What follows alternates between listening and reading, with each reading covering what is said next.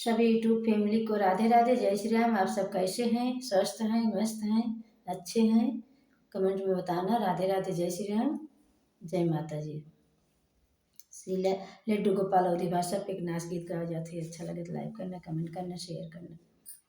पनिया बरसेला राजा असड़वा में, पनिया बरसेला राजा असड़वा में, हे असड़वा में हो असड़वा में, पनिया बरसेला राजा असड़वा में, पनिया बरसेला राजा असड़वा में।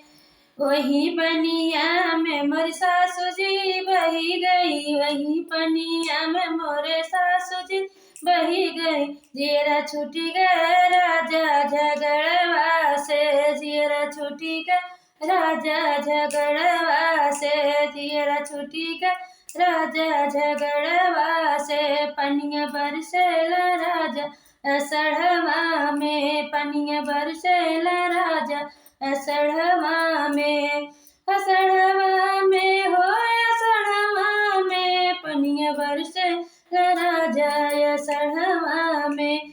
वही पनिया में जेठानी जी बही गई, वही पनिया में जेठान मोरे बही गई।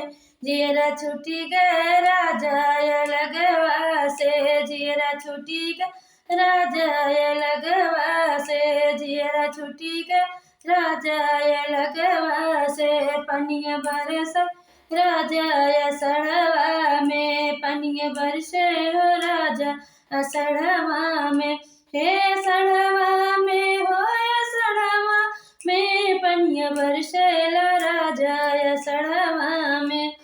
वही पनिया में ननद मार बही गई, वही पनिया में ननद मार बही गई। जियरा छूटी गए राजा गवनवा से, जियरा छूटी गए राजा गवनवा से। पनिया बरसेला राजा असड़वा में, हे असड़वा में हो असड़वा में, पनिया बरसेला राजा असड़वा में, पनिया बरसेला राजा असड़वा में। अच्छा लगे तो लाइक करना, कमेंट करना, शेयर करना। राधे राधे, जय श्री राम।